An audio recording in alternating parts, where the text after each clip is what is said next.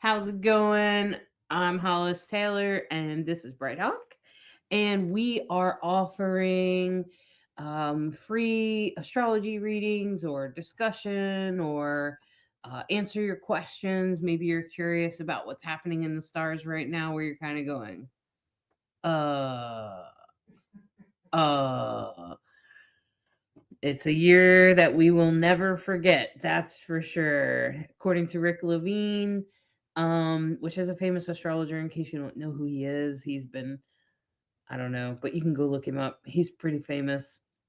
um, he's been doing astrology forever, and he said that um, there's nowhere in history that he was able to find that Neptune and Saturn moved together into Aries on the world point.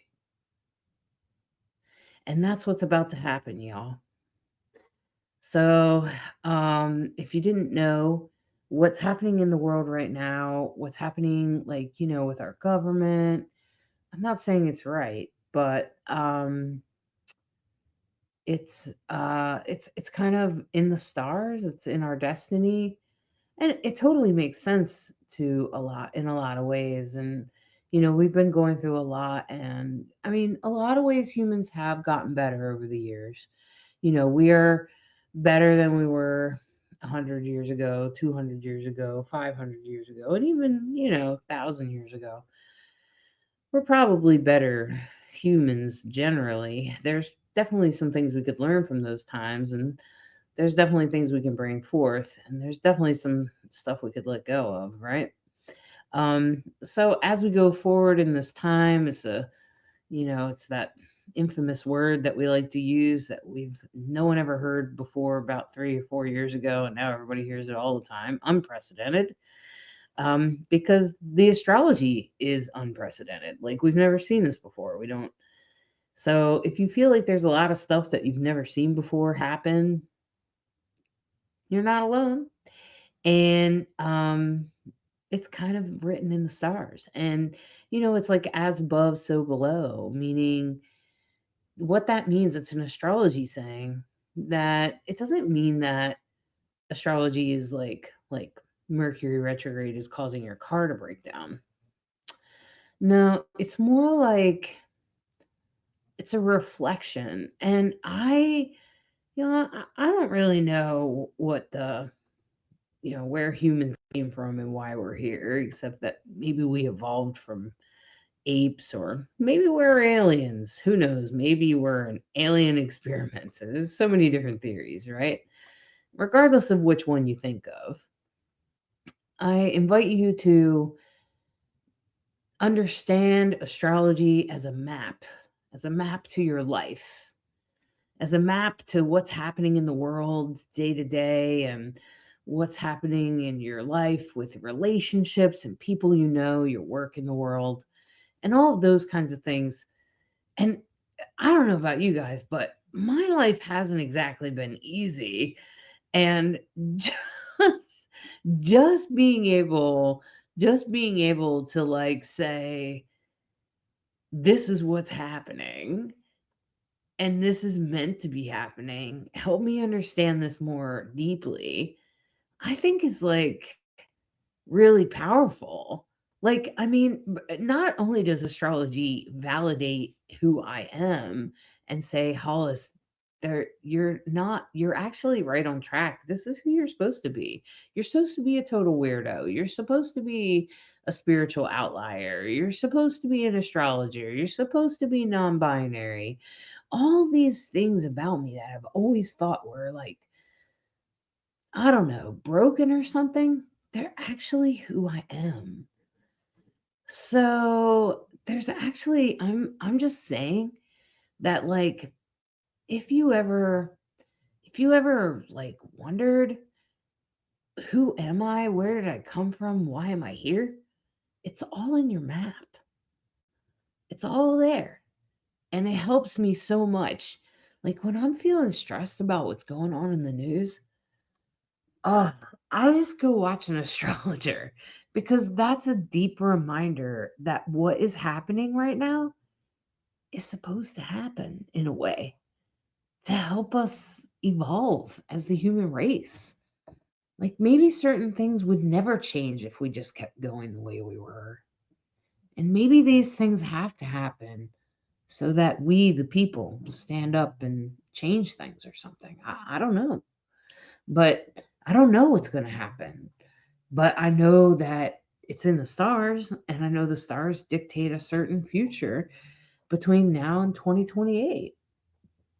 That the next 3 years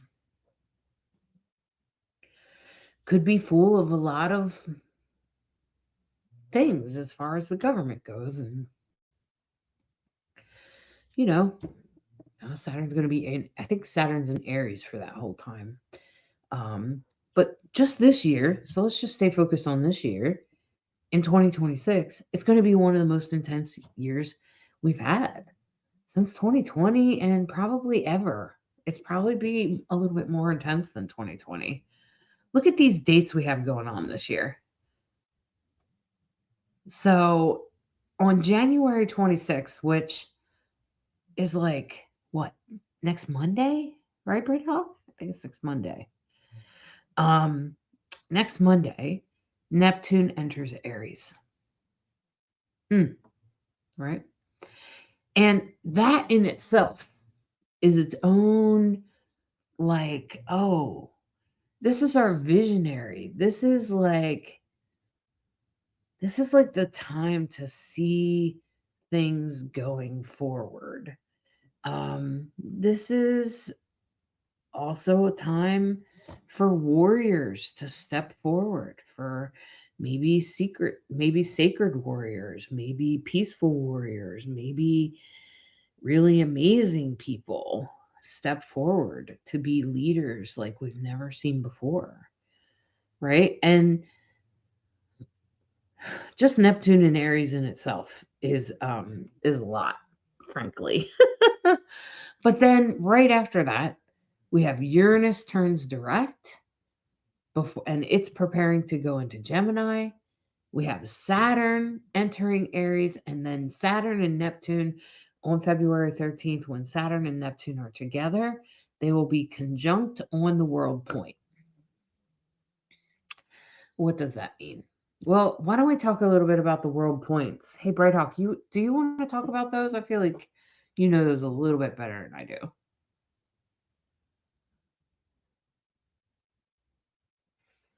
Can you talk about them or no? Yeah. Okay. You have to unmute yourself. Okay. But it looks like you did. Yeah, I just did. Okay. Okay, so as I understand it, and I've learned about the world point from people like Anne Ortley, who's an amazing astrologer, highly recommend you check out her stuff on YouTube. She's got a lot available for free, and if you're interested, she has stuff that you can pay for as well. The world point is the 0 point of cardinal signs. So when you see a 0 cardinal signs, and especially Aries, because it's the beginning, it's the initiation of all the signs in the zodiac, right? We start with 0 Aries. So the fact that we have Neptune and then followed by Saturn together, they've been traveling together since last year. They're going to stay together into this year, is profound because, of course, the world point means everyone. It's the world. We're all, and the reason why everybody is looking at 2026 with such big eyes is because it's all the outer planets changing signs, which is huge for everyone. Remember, the outer planets, they're big, they're slow, and they have this wah, wah, wah, wah. Do you like that one? There you go. So my technical astrology speak. So the world point is very, very important. And sometimes when we're looking at people's charts and say, for example, they're maybe an actor or something like that, and they want to know, are they going to make it? If they have placements on or around the world point, so 29, 0, or 1, those are significant placements. These are people that can become very well known for things in their lives. And of course, I'm talking about all the cardinal signs have that 0 world point. So Aries, Cancer, Libra, Capricorn. So those are all world points. And the fact that we're looking at two major giants, Neptune and Saturn, is a big deal. It's a big deal. And we're all kind of like, I'm not sure what exactly it means, but it means it's a big deal for sure. Big things are, we already all know it. I can't even watch the news anymore. I make it about 5 minutes before I'm like, oh my God. And I just have to change the channel because it's just not good for me. I know I read more than I can listen and watch because it's too toxic. So Neptune is all about visions and dreams and what's the vision we have about the world? What's the dream that we have? And the fact that it's moving out of its rulership in Pisces into Aries, which is fire, fire, fire, right? And of course, Saturn, which is all about the structure, all about the man, all about the infrastructure, authority. And now we put it in a fire sign. It's a lot of energy.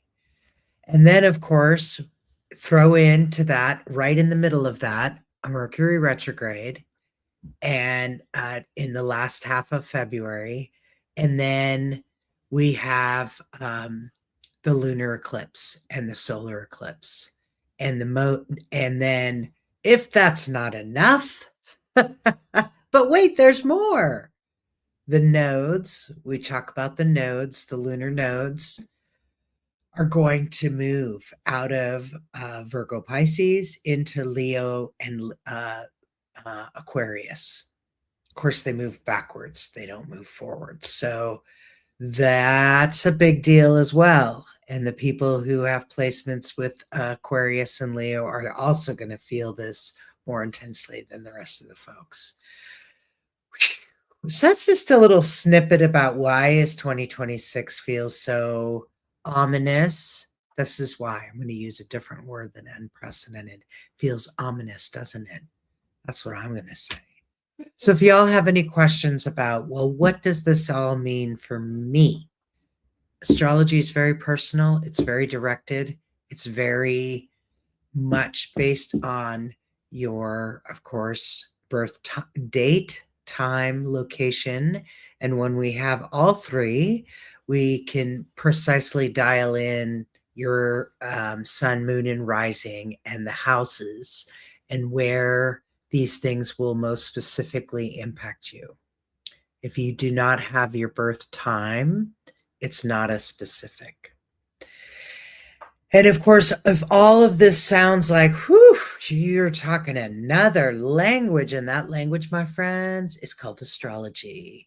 And it is. It takes some time to learn it, which is why we're here to answer any questions you might have, and which is why we put together a little job aid that'll help you get a free astrology chart, understand your sun, moon, and rising, and how to take advantage of this conversation so you can ask really good questions and find out what does this mean for me. Hi, Chelsea. My daughter is a Virgo sun, 0 degrees with Capricorn moon, 0 degrees. Yeah, so that's a really good example of Capricorn moon is a world point.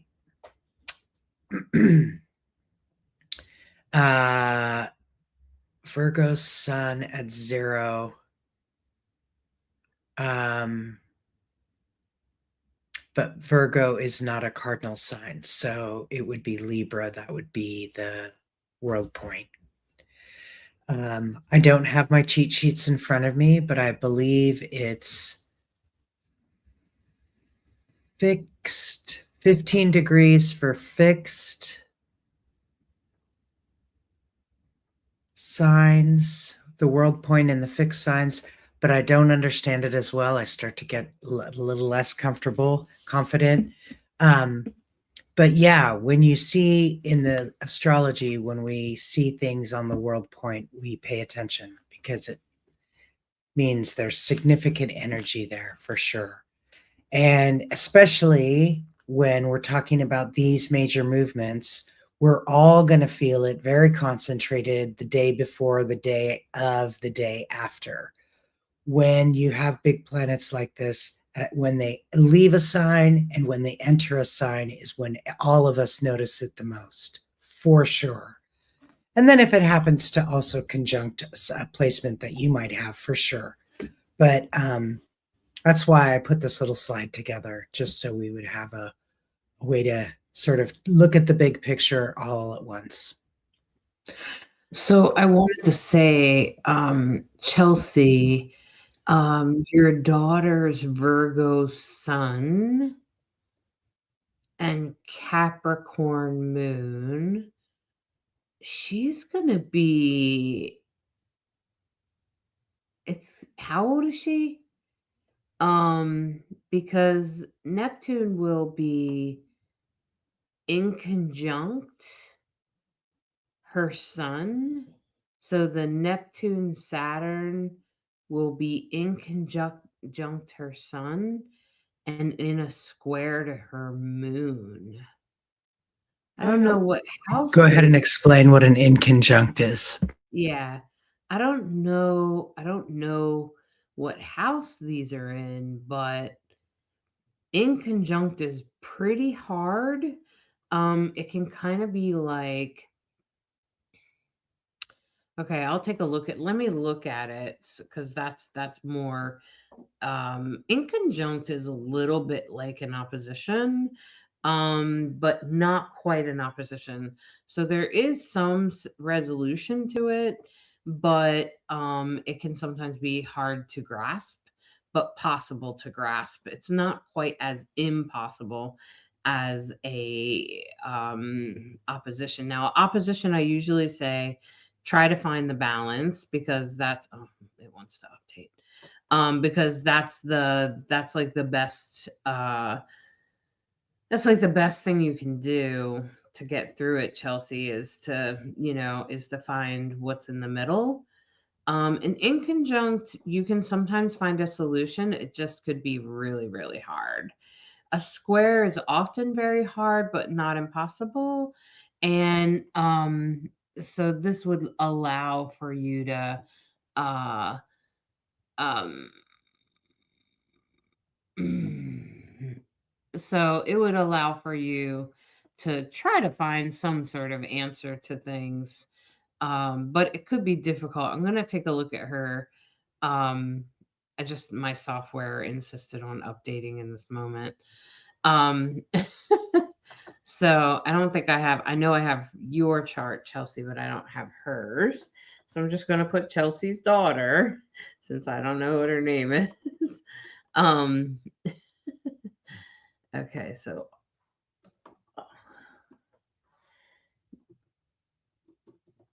yeah, and it's the thing is when you know your time, that makes it better.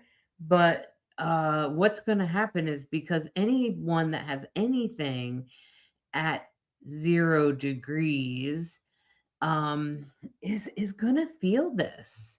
They're going to feel this happen, and it could be in a good way, it could be in a hard way. um it will really depend on your own personal chart. So in our government it'll be one thing, but personally it's going to turn out to be something different. I mean, I can tell you what it's going to be because I have the United States birth chart. um yeah, so Neptune and Aries are going to, so first of all, she's got a lot coming into Aquarius right now. So I don't know how she's doing right now, but I wouldn't be surprised if she had some stuff going on. See, she was born in 2007, so she's just barely 20 years old. And so this is going to put her at, she's probably feeling a lot of what's going on in the government and with home and government and children. And maybe she's even feeling like it's kind of difficult to have a good time, difficult to have fun. She might be working on trying to have a good time, but maybe there are times that it's easier than others.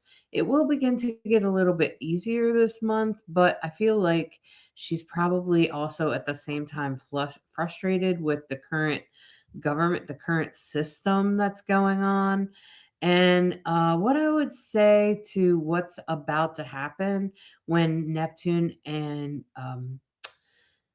Saturn move on to the world point, it's going to really affect her community and her friends. Um, she's already been affected by the system, huh? She's already had some sort of, I don't want to say damage, but I'm going to say trauma around the system, huh? So, yeah, she's very frustrated with the government. I bet she is. Um, yeah, she works a lot. So it's her senior year of high school, and she works a lot and keeps busy. She's very frustrated with the current government. I'm not surprised to hear that, Chelsea. It's gonna probably get more frustrating. I wouldn't be surprised to hear that she's protesting, that she's finding ways to fight back. She'll probably find ways to fight back. I think it will actually be good for her because it will really help give her um, and yeah, she feels very strongly about equality. She gets very emotional about what's going on. I can see that. She has Neptune retrograde. She's along with most of her generation is Neptune retrograde in Aquarius right now, and there's a whole bunch of energy moving into Aquarius. Plus, she has Chiron retrograde in Aquarius, and that's her whole generation is like that. And that's kind of like those are generational markers, which is why this generation is kind of really pissed off at the government. Hey, Brighthawk, maybe you could look at Stephanie's chart. Um, but the Neptune retrograde and the Chiron retrograde are in her home. Now, this doesn't have to be like the home, like her home with you. It could be like her community, her country. It could also have something to do with children, fun, romantic relationships, relationships in general, friendships. She could have a lot of struggles with friendships. I'm sure she's been sort of letting friendships go. I wouldn't be surprised if she's been kind of like feeling like she's about to or is already letting go of friends. She has more and more to come, and when Saturn and Neptune move to 0 degrees Aries, she's definitely gonna feel that. And for her, it's mostly gonna be about community, people around her, communication. It's gonna be about speaking. I wouldn't be surprised if she started protesting or getting involved with the government and what's happening there. Um, yeah, yep. Yeah, she's let friendships go and she's feeling out of alignment with people. Good. Yeah, I can see that that's definitely happening for her right now. It's meant to be happening. That's up in her house of friends. So she's going through some changes anyway with friends, but she may find that if she gets involved with the protests that she actually feels a lot better. That she actually feels more um like plugged in. And I'm telling you what she can do to stay. She The only way that she's gonna feel better and better through, like, January 26th when, hey, Breadhawk, you got logged out. The only way she's gonna feel better is if she really plugs in, and that's what it's gonna require. Now, she does have Mercury in Virgo.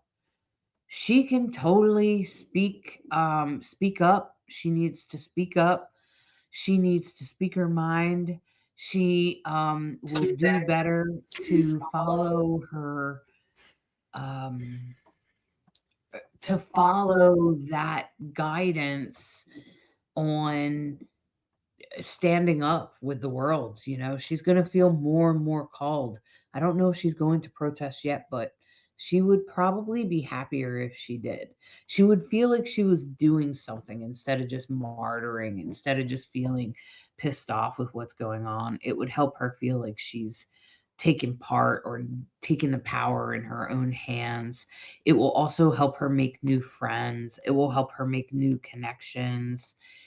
In general, it would help her a lot. So I'm going to suggest that she gets involved in the political protests to the best to however she sees fit. Even if she's just supporting, even if she's organizing, she'll be particularly good at organizing groups. She would also be very good at leading like certain parts of the group. There's a couple of things that she would be particularly good at. So those are some examples. And working on putting her self-care first.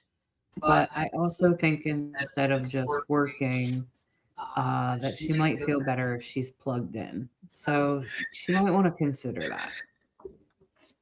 So I just want to jump in that what jumps out at me when I look at your daughter's chart is that she's having a nodal return. And so it's particularly intense for her. And you've heard us talk about stelliums where it's three or more, four or more planets in one sign. And she has an absolute stellium in Virgo with Mercury, the South Node, the Sun, Saturn, and Venus. So all of those are all amplified and really important. Her friends and relationships are going to be really important. And she's probably with her South Node so close to her Sun, she it hasn't been long between incarnations. Like her past lives she was here very recently, if that makes any sense. It's very complicated in astrology to explain it. I took a really cool class on it at the conference we went to, but all of it is to explain that the South Node speaks to our past lives. And when your South Node is really close to your Sun, it means there's there's a very little amount of time between your incarnations, between your lives, your past lives. So when I see that, I just want to mention that because there's going to be people that are going to feel really important to her, and it might even be mysterious, like totally feel called. That's also what Hollis was talking about with the inconjunctions. So if she has a strong instinct about, I'm not sure why, but I'm feeling really called to go this way or that way, she needs to always honor that instinct. She won't really have a choice. That's part of what happens with inconjuncts. You're sort of pulled in a direction and you're like, this is happening. And that's what's happening. Okay. So thanks for letting me weigh in there. And I don't have a location for Stephanie.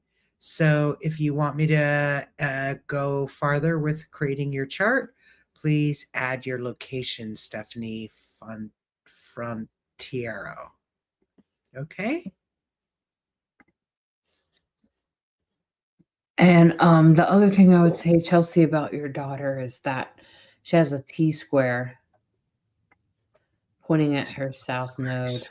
Yeah. So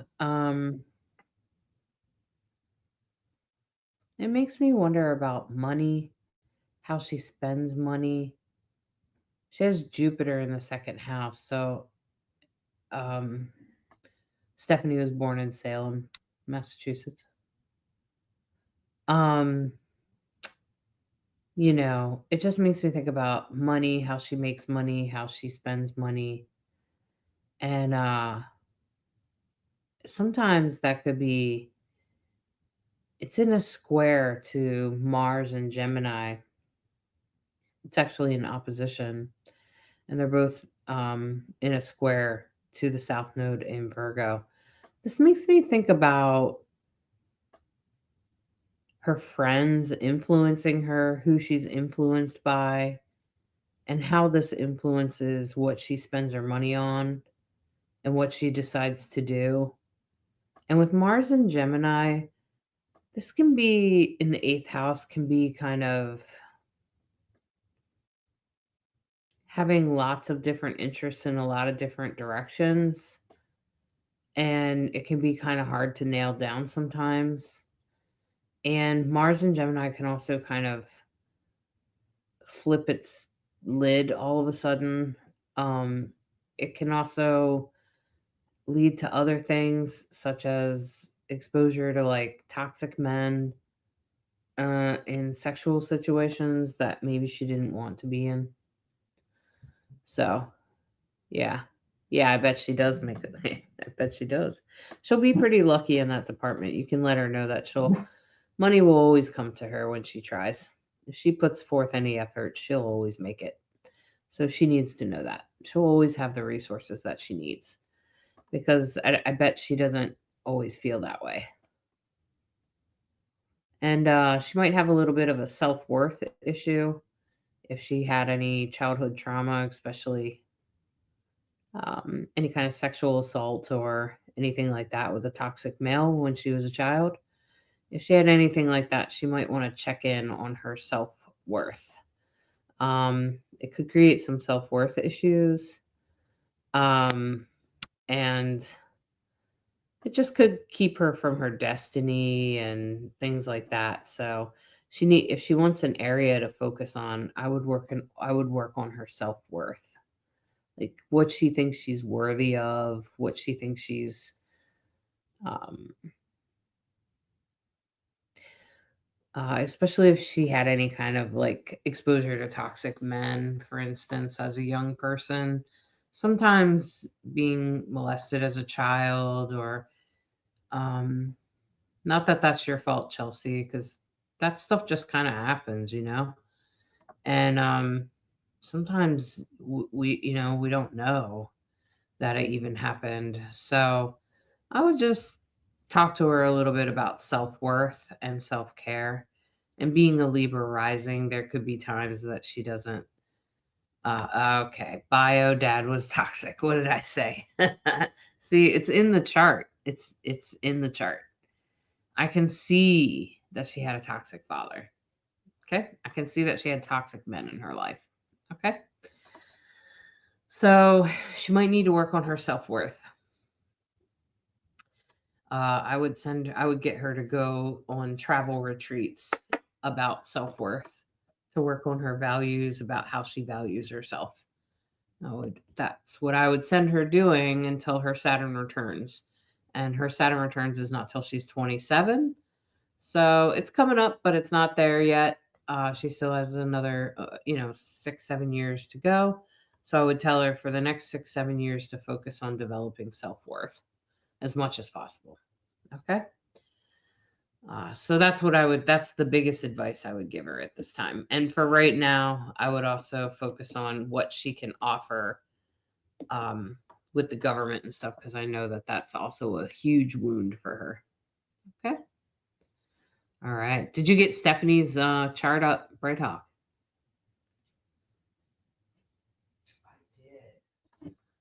Okay, you're muted. Hold on. There you go. No, you got to unmute yourself. Got it. Okay. Hi, Carrie. Thanks for joining us. Okay, so Stephanie, I've got your birthday, August 31st. I like numbers. I thought it was cool that you were born at 8:31 on 8:31. Did you know that? 8:31, 8:31? I'm sure you did. I was born at 20 to 12 on 12:20. So there I have a thing with numbers. I think they sort of speak a magical language. It's part of what makes astrology work that way too. So Stephanie, you have a beautiful chart. Let's start with, oh my goodness.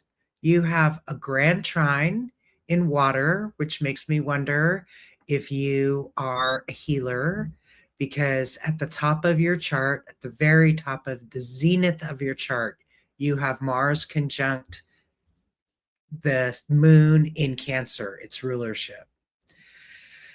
So family's got to be important to you if you're a moon in Cancer, because that's what Cancers value. It also tells me that you're probably deeper and more sensitive than people realize, that you're probably intellectually enjoy being, intellectual. This is a grand trine in water. So you have the Mars and moon on one end. Then we have Jupiter, nothing small there. Jupiter and the North Node is close, but not super close. They're 8 degrees apart. But in any case, Jupiter amplifies everything. And so this is in Scorpio. So Jupiter in Scorpio, with the other part of the triangle being Saturn in Pisces, which Saturn in Pisces is opposite your moon and Saturn is retrograde. And what I have seen before of people who have Saturn retrograde, especially Saturn in Pisces, which is already sandcastles, right? Saturn is all about structure. And when it's in a water sign, it rules Capricorn normally. But when it's in Pisces, and that means you just recently had a Saturn return, so did I. Pisces is water. It's boundless. It's the opposite of all the structural things that Saturn sort of stands for. So the sandcastle metaphor really is apt. When Saturn is retrograde, I've seen people sort of struggle with career focus. Tell me if any of these things are true for you. If you're feeling like, yeah, this is true, and you're still here, by the way. Let me know if you're still here, Stephanie. Otherwise, I should just shut up. uh, I don't want to just go on and on if there's no point. So beautiful grand trine. Then you have an almost second grand trine in Earth with the South Node, Chiron in Virgo, and pointing down at Neptune conjunct Uranus in Capricorn. So you have a lot of powerful conjunctions in your chart. You have a lot of easy, blessed, beautiful trining energy. Stephanie, yes, all that resonates. Okay, good. So the thing to remember when you have tons of trines and strong, powerful trines like you do is that you have been blessed. Do not squander your blessings. Realize that not everyone has it this easy. There's flow in your life, and you want to lean into that flow because you have some beautiful blessings in your chart with these grand trines. The one that worries me is your Sun Saturn opposition, mostly because your Saturn is retrograde, and so that can make career a little challenging. The big event that we keep talking about, all of this energy in Aquarius, lands in your 4th and 5th house. So right now it's conjuncting your Neptune Uranus stuff in Capricorn and passing over that, and actually most of it's already passed over that in Capricorn. So if it's felt super intense, could be why with those placements. And yeah, so your fourth and fifth house, Hollis, help me out. That's about family. That's about your habits, your practices, your So the fourth house is family, home, parents. And the fifth house is children, romantic relationships, fun, and creative endeavors. So always think of the fourth house as home, including your childhood home. So then you can come to of course, that leads to your parents. Of course, when you're older, that leads to the house you live in now. This also leads to like your home, like the country that you live in. And then the fifth house would be like fun, right? And so then that's where we get to children, romantic relationships, and creative endeavors, right? Okay. Because those are all fun.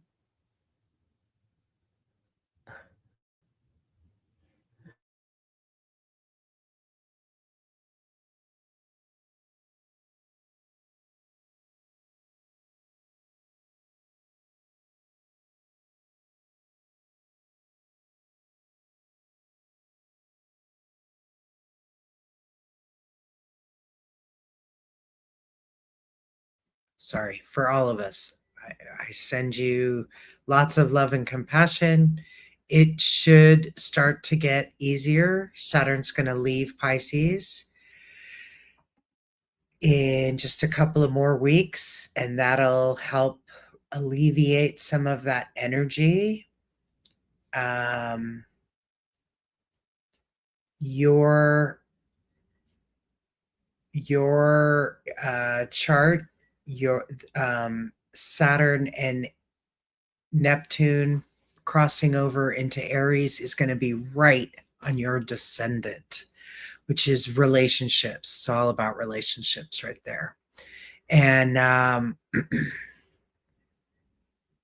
yeah, no doubt it all feels very intense. I glad you have some beautiful trining energy, and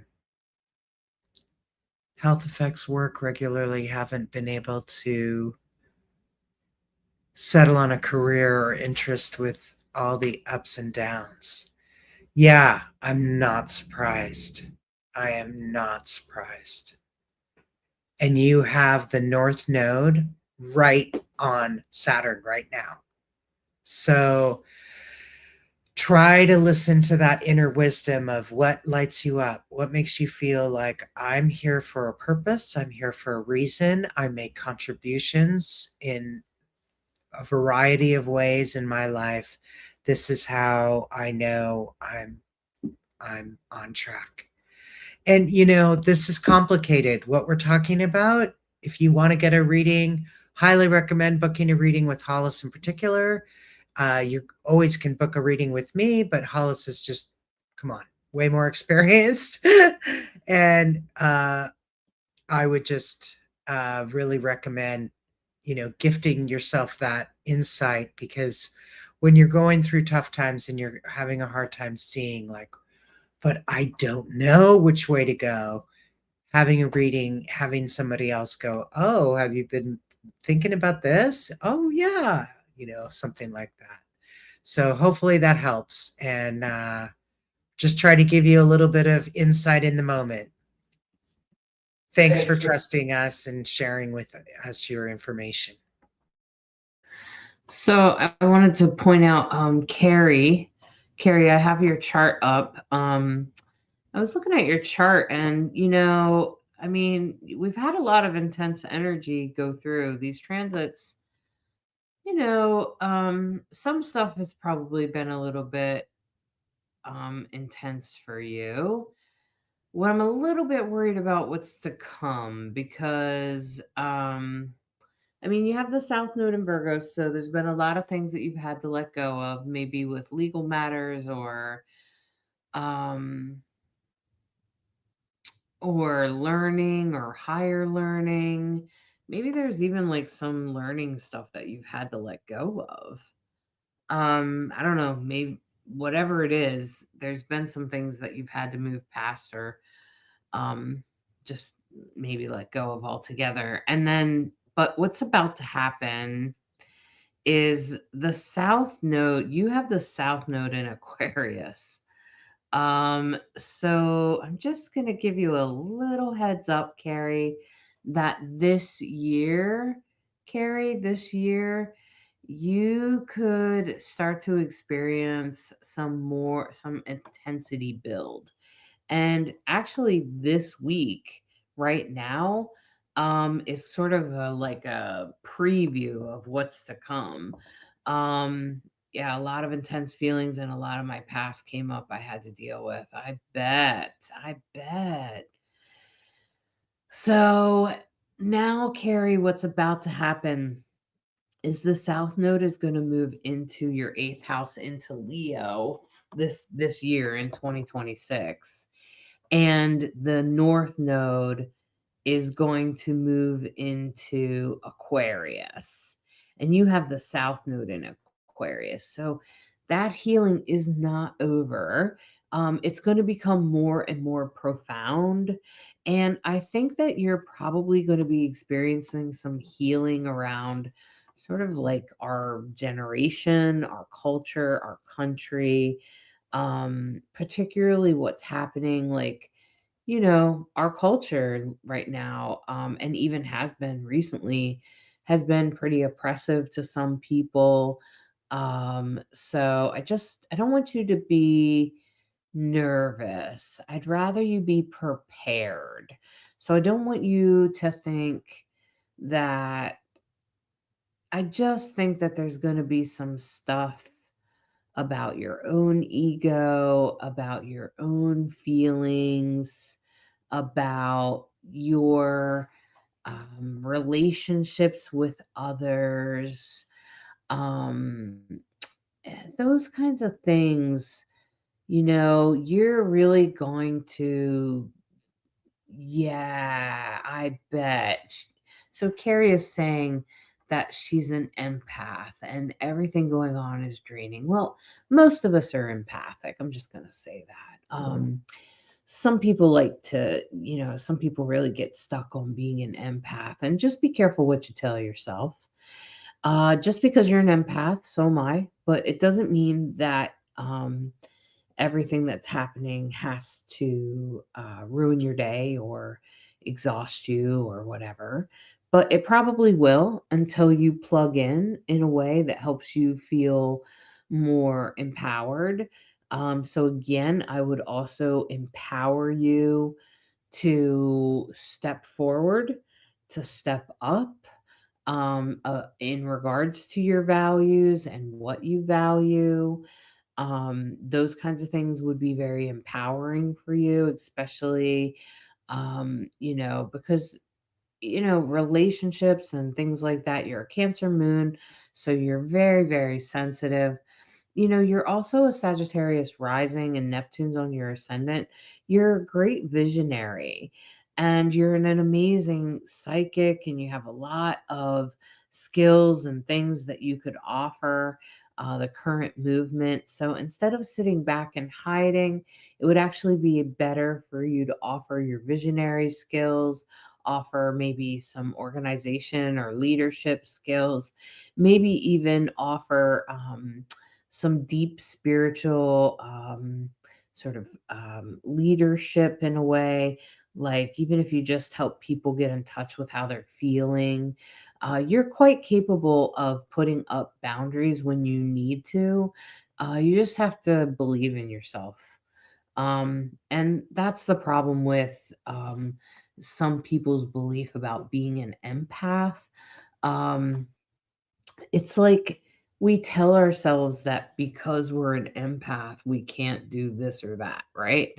And it would be better if we said, well, I am empathic and I am also strong and capable. And this, just because you're empathic doesn't mean that you have to take in that you take in other people's emotions you can control that. You can totally learn to control the empathy that you feel. Um Yeah, okay. So Carrie said, I have no faith in myself and I'm trying to learn to squash that. Well, don't squash it. Instead, empower it. Instead, make it stand up.